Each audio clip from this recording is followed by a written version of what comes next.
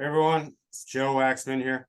And in this video, I want to look at the chart of Ann Wilson of Heart, singer of Heart. All right, let me get started. Guys, before I begin, don't forget to hit the like button and subscribe if you have not already. Okay. Share the screen. And I'm just going to read from Wikipedia just so I can correctly attribute her life's work.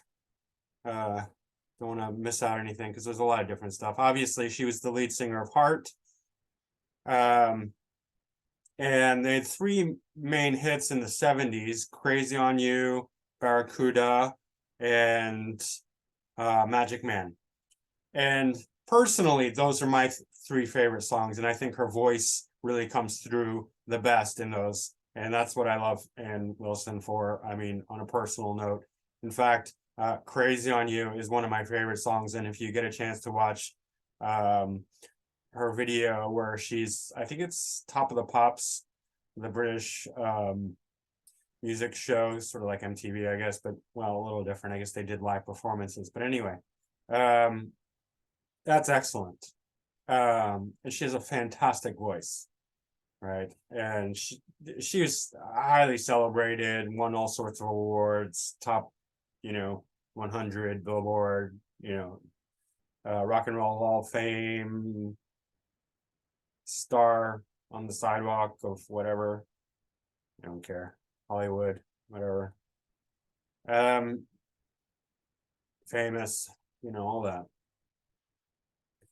All right, so she did Heart, and then in the 80s they became a little more like mainstream and kind of lame, and in my opinion, I didn't really like the 80s Heart, but it's not important.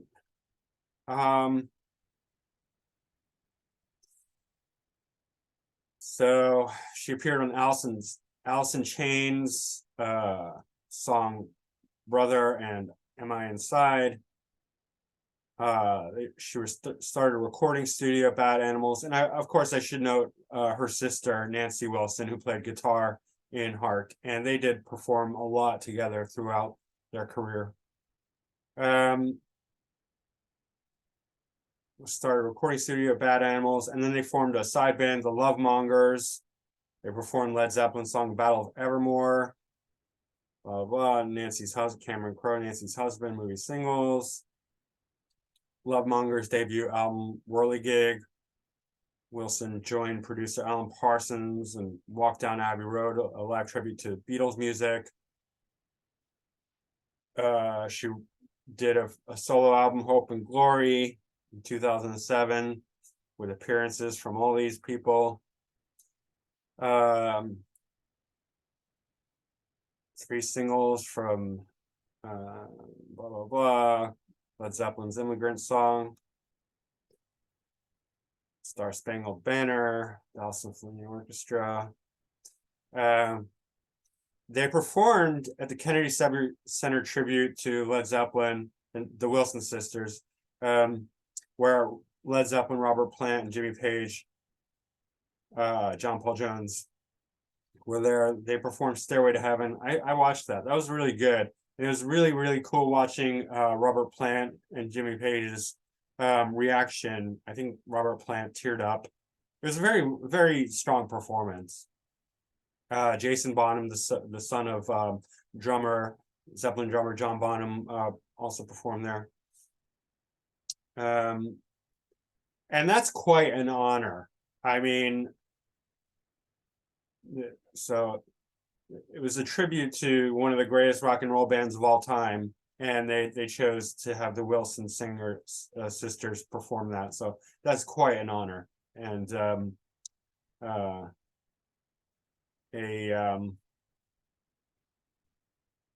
yes, an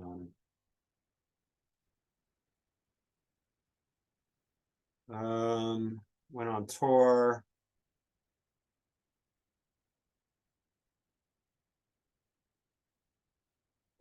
All right, so she did some other stuff. Soundgarden's Black Hole Sun during Rock and Roll Hall of Fame ceremony. All right. Let's go to our chart. Okay. So she has her sun in Gemini, the best sign, of course. I'm just kidding. There is no best sign. These are all universal archetypes, but so sun in late degree Gemini, that's actually 8th house because she's a Scorpio ascendant, and it's right on the 8th house cusp. But you know, so you can have your sun in the 8th house and still be famous. Even though the 8th house generally is not good for recognition because it kind of, you know, the death aspect, it's rise and then death, and it brings kind of ruination and very bad for public image. However, jumping around just a little bit, Mercury is in Gemini, so it's protecting the 8th house. But 8th house in Gemini is great for anything having to do with sun in Gemini is great for anything to do with speaking, communication, skills, talent, and all that. She wrote her songs. She wrote she helped with her, along with her sister, they wrote the heart songs. And just as a side note, when she was young, she was absolutely gorgeous, in my opinion. I mean, she had great looks, but she always struggled with her weight. And then, after the 70s and the 80s and whatnot, it became an issue for her. And the record producers, interestingly enough, they did put her in the background in the videos and put Nancy Wilson, her sister, more forward. And that is very much an 8th house thing. So that's that. The 8th house likes to hide. Unlike the 12th house, the 8th house will hide the light of the sun or the planets. 12th house puts forward an alter ego. So the hidden, it's just verse. It's the 12th house polarity is real versus fake, sort of like that, like fantasy versus the truth. The truth is hidden, the fantasy is put forward, right, in the 12th house. In any case, 8th house is different. 8th house is like actually hidden. So people with planets in the 8th house have a more difficult time being seen. Okay. And so that's why she fades into the background.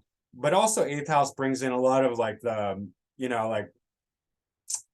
scorpionic, like depth and like kind of hardness. And so you see that especially in the early days with the aggressive style of rock and roll, especially Barracuda was hard rock song, even kind of metal, right?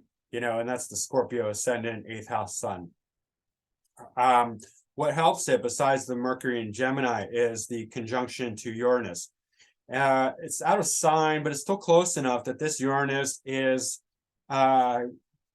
helping the sun be seen more because it's making it more unique, more dynamic, more independent, and like Uranus is that bolt of lightning, so it's giving her this lightning quality, right? This really dynamic stage presence and just ability to be an independent and to shine, to be bold, unique, different, her own person, a really strong individual. And that's why she could play the role of lead singer, plus all these 10th house planets, which I'll get to, or not all these 10th, all these high planets high in the chart, right? That means high in the sky, prominent, right? Okay. Sun is ruling, I guess, this would be 10th whole sign house, but 9th quadrant. So 9th and the 8th indicates that her belief system is going into deep things like the occult and hidden secrets. And she's probably not a deeply religious person, although I don't know. I'm just assuming based on her chart, it's probably more like, or if she is, it's like mixed in with a lot of occultism. Maybe she's interested in astrology or tarot or pagan rituals and like moon stuff, worshiping the moon, because actually the 8th house, the moon, Cancer's filling up her 8th house, so could have a lot to do with the moon and feminine sort of pagan type stuff. I'm just guessing. But yeah. She's into hidden things and underground and secrets and all that. Her moon's in Leo in the 9th house, so she probably is philosophical and religious to an extent, but it's tied into the 8th house things mixing. Her moon's conjunct Pluto, and this is actually very difficult. Moon conjunct Pluto. Who else had moon conjunct Pluto? In the 2nd house is Karen Carpenter, right? 2nd house is food, right? Because mouth, what goes in the mouth and what comes out of the mouth. So this is not food, but moon nonetheless. So that's her emotions, her heart, her emotional satisfaction. And Pluto makes it very, very intense, right? Pluto, obviously, it did not lead her to death, but Pluto will do that. You know, Pluto can drive a person to the extremes. It's not going to starve a planet like Saturn will. Saturn is the restriction. Pluto is the deep, intense desires, right? But she did have an alcohol and a coke problem, right? And an eating problem. And that's tied into this. Also, because this is semi-square her Mars, which is her ascendant lord. And Moon also, well, it's also in difficult aspect to the nodes and square Venus. Venus is in Taurus, so obviously she loves food, right? Venus in Taurus, but it's square the moon, so that her moon, her emotions are not getting, because of the difficult aspects and Pluto here, she's not getting satisfied. She's not getting fed emotionally. Like her emotional needs are very deep, very intense, very potent, very powerful because of Pluto, right? And not only that, it's her sun, it's in Leo, her sun's disposited in the 8th house, so it's bringing in the 8th house, very deep, even more intense qualities, right? And Moon is ruling pretty much, it's not the 8th house cusp, but it is the large part of the 8th house, right? So 8th, 7th, 8th and 9th house are not mutual reception, but almost, right? They're mixing energies. And so it's bringing in a lot of that, these deep desires and passions, and not easily satisfied. Like, in order to satisfy her, she needs a lot, and she's going for drugs and alcohol and food, and she's still not, even though she's, you know, rock star, millionaire, you know, loved by millions of people around the world, celebrated, all that, is not nearly enough. Not for Pluto. Pluto is insatiable, right? Pluto is just like a very, very potent, it's the most powerful planet, right? So you cannot ignore this.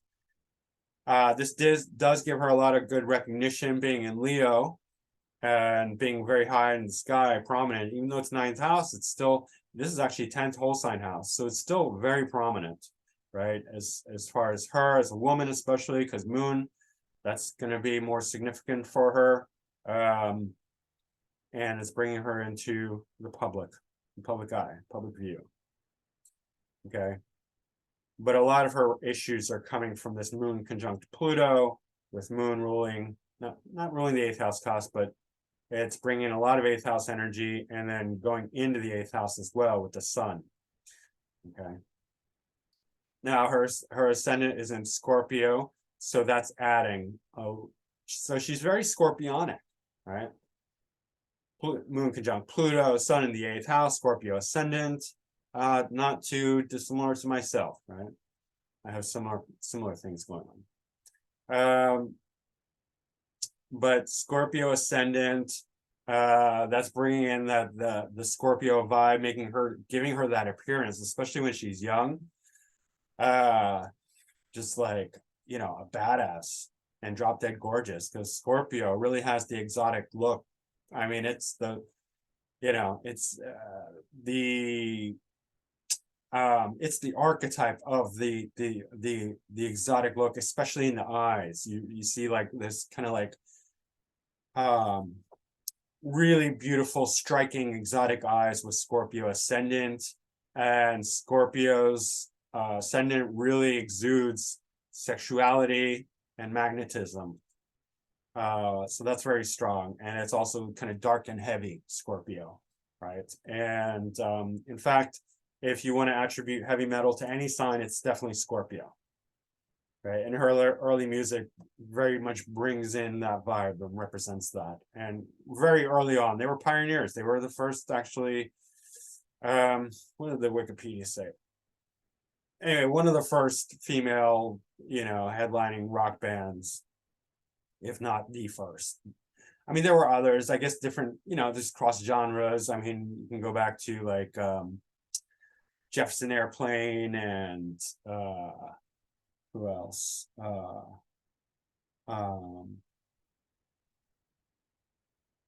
Stevie Nicks. What was her band? Anyway, I don't know the dates. I mean, they were pretty early on, so who cares really? One of the first pioneering female lead rock bands. Her and her sister played guitar, she sang. And so Mars is conjunct South Node, and that's adding to this aggressive quality in her early days, with the Barracuda and Magic, the early 70s rock and roll.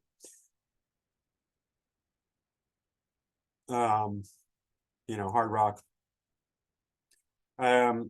South Node conjunct Mars shows that a very aggressive initiating quality especially in the first half of her life. And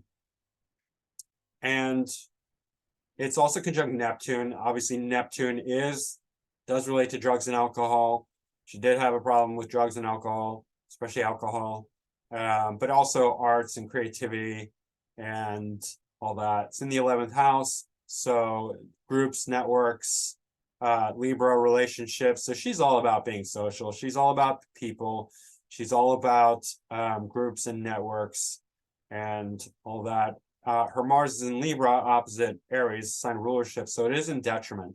And this also is contributing to her issues with her body, because Mars is weak here, right? And Mars is ruling the ascendant, so it's representing her body. The ascendant Lord represents the body. It represents the self, but it represents the body as the self, right? So with her ascendant Lord being in Libra, it's weakened. Neptune probably weakens it further, weakens the will. Mars represents the will. Neptune represents dissolution, right? So her will is dissolved, her strength, her initiation, especially as she gets older, because when it's South Node, it's strong when it's young, and then as she gets older, it's in Aries though. Her North Node's in Aries, so that is somewhat strengthening, but it's still like secondary. And she did have problems as she got older with her weight and with drinking, and all that. So, and then obviously Mars is semi-square of the moon, so that's doubly, here's the body, here's her emotional needs and satisfaction. They're odds with each other. Moon is square Venus, which I already said, and Venus is in Taurus. So here she's perpetually dissatisfied because when Venus is square the moon, these are both our needs. These are feminine planets. Moon represents our joys and what we love. So she loves food. I mean, that's not a bad thing. That's not necessarily going to make somebody fat or have issues with overindulgence. It might. But Venus is good in Taurus. Venus rules Taurus. So this is a very strong planet, and also helps her voice because it's conjunct the descendant.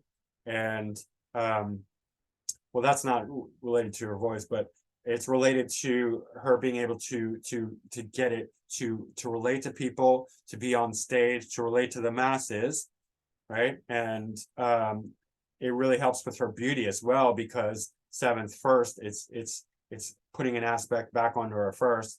And everyone has different ideas of beauty, but when she was young, I mean, she's gorgeous, right? And but this is very difficult for emotional satisfaction. So she's perpetually dissatisfied emotionally, right? And her needs are not getting met easily. What else? And this is really at odds because she needs relationships. She needs to be like loved and admired and adored and have a good boyfriend and or husband or whatever. And then, but her drinking, her drugs, her food habits are all getting in the way of that, right? Because the more she, you know, indulges in those excesses, the harder it is for other people to love her, because, you know, let's face it, people are less attracted to somebody who's, you know, a fat drunk woman. I mean, let's just be honest. I'm not saying that that's her, but that is an issue, right? And everyone's got to deal with that. Like, especially women, it's very important for them to, you know, how they look and how they appear to others. And relationships are very important to her because she has 2 planets in the 7th house, and her ascendant lord, South Node, and Neptune are in Libra. So she is very much about relationships. Also, Scorpio in 8th house also are about relationships, but more intimacy, like sexuality. It's not just sexual, it's also about just being bonding. Like Scorpio, 8th house, Pluto really wants to bond with another. People often relate it to sexuality because it often goes to sexuality, but it's really about intimacy. It's really about coming, you know, having a real close relationship with another person. So these are all very important to you. One of the most important aspects about Ann Wilson that really makes her is her second lord Jupiter is in Pisces, in the 4th conjunct the IC 4th quadrant, but this is actually 5th whole sign house, because it's trine the ascendant by sign. So anyway, this is 4th, 5th. But Jupiter, representing the 2nd house, is in good dignity. It's in domicile, right? And so, I mean, she's got a hell of a voice, like, especially when she's young, and she really built it out, you know. I mean, go listen to Crazy on You. I mean, one of my favorite performances, songs, just because, and just how awesome Ann Wilson is. I mean, you can tell I obviously have a bias towards her, especially in her younger years. I thought she was excellent. Jupiter is square Mercury here. And when she's young, she did stutter, and she was shy, and she was bullied for her weight. So, we can see that. Also, Pluto represents abuse. Moon can represent early childhood. So there's, that there as well represented. But generally her childhood was good. Jupiter here is going to protect it. Good home life, good parents. As far as I know, I haven't read anything bad. Obviously there's going to be some issues with Mercury, relationship. Well, Mercury is actually ruling the 8th house, but it is in good dignity. But it's pulling in some 7th house qualities as well, I would think, because it is in the 7th house. So her relationships, and what else? Her career, her public image is, there's some issues there because her voice is at odds. And then we see things like, you can relate this back to like her weight issues, her being put in the background by the record producers and Nancy Wilson Forward because, they didn't want her, her weight to be public. Right? So this is public. This is Mercury and Mercury square Jupiter. Jupiter represents expansion. Jupiter is her 2nd lord and 4th lord. So yeah, interesting dynamic there.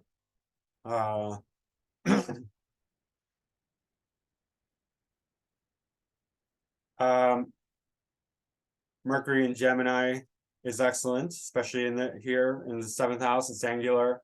I mean, Venus is in Taurus, Mercury is in Gemini, and Mercury is ruling the MC, so career. Seventh house, house of others, the masses, relationships, general.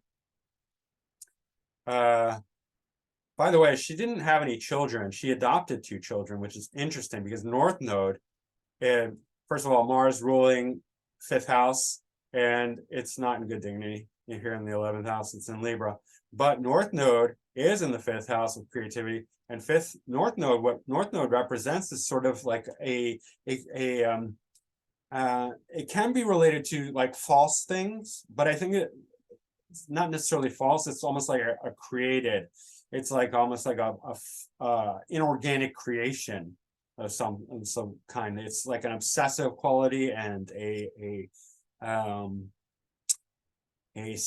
synthetic almost, right? So you can see how like North Node in the 5th house without any other planets here, and 5th house being debilitated, that might lead to adoption because she's wanting children, but 5th house Lord, because North Node is not a real planet. It's a point. It's non-material, but it's a very powerful point energetically. So it's creating something here in the 5th house where otherwise it's not in good dignity, and that is manifesting as adoption.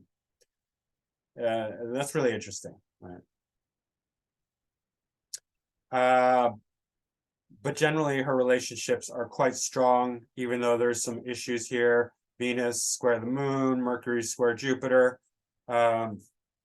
Incidentally, her boyfriend, she had, or maybe it was her husband, there was an incident where her husband assaulted her sister, Nancy Wilson's 16-year-old twins.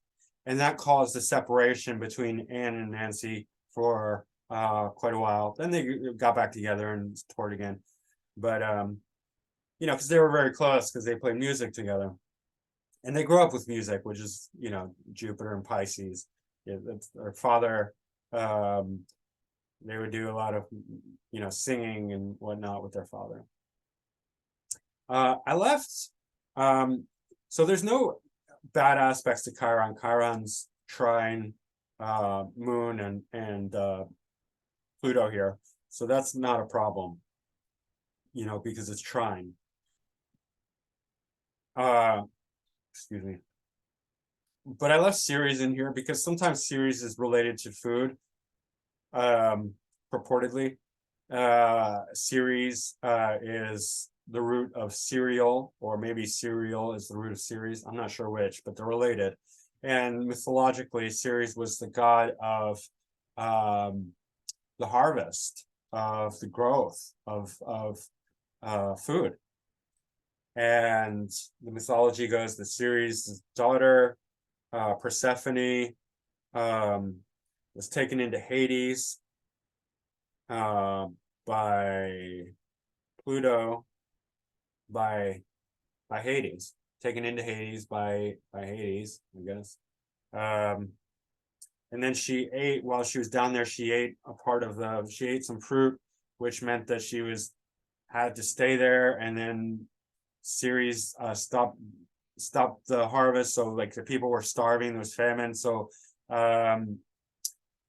Hades agreed to let Persephone come out half the time, which is why we have seasonal growth. We can grow food for half the year, and half the year we can't, you know, in the winter, obviously.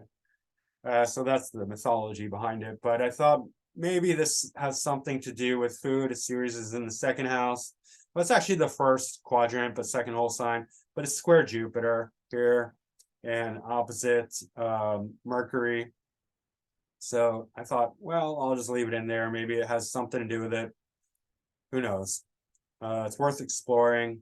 I like to, you know, see patterns and see if I can reproduce the, you know, similar things in different charts again and again, and then I believe it. But right now it's just speculative. It's more like for research, I guess. I left Lilith here conjunct Mercury because it's quite prominent. I usually leave it out if it's not like, if it doesn't play a prominent role. And the same thing with the other asteroids. If I don't see they're making strong conjunctions or other aspects, I just will ignore them.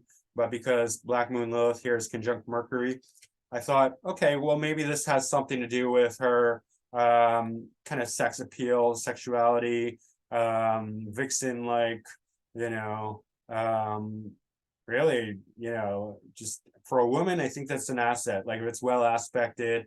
I mean, and then Mercury's strong here, Mercury in Gemini, and it's in the seventh house, so it's really prominent. So I thought, probably for her stage presence, that really adds a lot, brings in that. Lilith is often associated with female sexuality. So, enhancing her sexuality, which is already quite strong, was Scorpio ascendant, moon conjunct Pluto, and then sun in the eighth house, right? And then Venus in Taurus is just adding to her beauty, which I already said. Here Uranus is square the nodes. And anything that's square the nodes seems like if there's a certain destined quality with that planet, like something has to happen, or at the very least, it's a sticking point, something that needs to be resolved.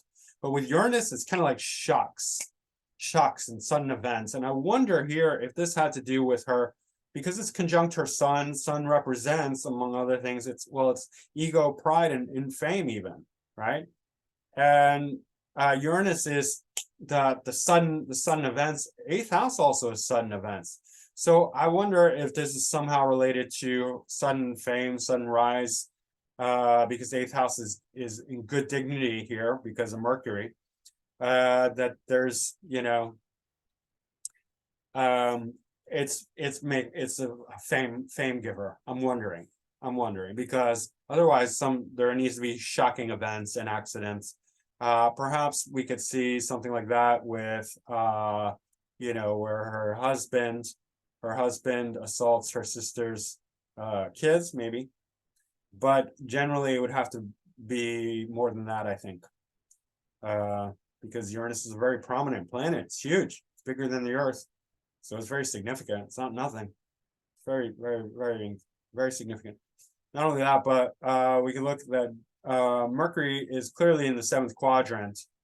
And so if we take that to be eighth lord in the seventh, then her energy, because her sun is here and Uranus is here, then it's going into the seventh house. So it's going into the house of others, relationships, and the masses. So that's actually quite good for bringing her energy, not hiding, because the seventh house is such a public house. Seventh and 10th are the two most public houses, right? Because here we have the masses in the seventh house. So that's, helping her energy come out. The hidden eighth house energies needs a way to come out, right? I have that. I have eighth lord in the seventh house, seventh and eighth are in mutual reception. So that's why I can talk about eighth house things in this format, just to give you an idea. Mars is also square Uranus. And so that is a very explosive kind of square aspect, because Mars is her ascendant lord. It's not a very good dignity in Libra, but Uranus square Mars does make her very dynamic and explosive. And she has that rawness. If you watch her early stuff, especially, she's such a dynamo. This Uranus conjunct her sun, even though it's out of sign, still conjunct, and square Mars, her ascendant lord. It really makes her electric. And just go watch her stuff, and then I think one of the great joys in life is watching Ann Wilson sing "Crazy on You." So, maybe I'm overselling her, but I love her. So whatever. Saturn is very prominent here in the 10th house in Virgo. Saturn is ruling third whole sign house here, but definitely third cusp here in Aquarius. So third, we can say for certain. Most of second house though as well. It's not ruling the second house cusp, but second. So mostly third, but somewhat seconds, and that's very prominent. So her voice, her expression, her obviously Jupiter is more having to do with her voice, but Saturn is her expression and carrying somewhat of her voice, I guess you could say. Very prominent in the 10th house. And Saturn is authority, leadership. So this, gives her a ruling, leading position. In the band, she needs to be the ruler. She needs to be the leader because she's got Saturn here. So she's going to take the authority.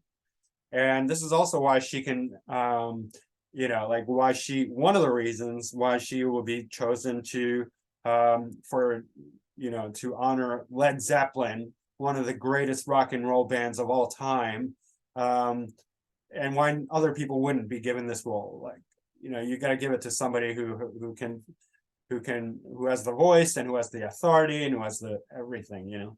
And so, I mean, that's a real testament to Ann Wilson's greatness, if you ask me. I mean, I think she's great. I'll say that. I think she's great. So anyway, she's had her struggles, and she has it difficult. You know, she's not satisfied. She's not easily satisfied. Her needs are very deep and intense. And this is a killer combination. I mean, killed Karen Carpenter, right? I mean, that's not the only factor, but it is one of the major contributors. Moon tightly conjunct Pluto's deadly, right? So we gotta, you know, if you understand astrology, you gotta, you know, like have some empathy for Anne, for her struggles, because it's real. It's real. It'll kill somebody, even though she's a millionaire and famous and superstar, rock star, loved by millions. I mean, her inner world is tough, right? But super talented, fantastic career, fantastic contribution to music, and she will be loved and celebrated for a long, long time. All right. Oh, I forgot. All right, I mean, this is almost not worth. It's interesting because look, her nodes are almost the same in Draconic and natal. So almost exactly the same. I don't think any planets are out of sign. They're all still have the same signs. So it's basically a reinforcement of her natal chart. She's like doubly this. Whatever this is, she's double it. Right. So it's all doubled over, making it even more intense, right? So anyway, that's Ann Wilson. And if you never watched it, go watch Crazy on You, the Top of the Pops one. That's really good. Anyway, all right. That's it for now, guys. Don't forget to hit the like button and subscribe if you haven't already. Leave a comment if you like, and book a reading with me.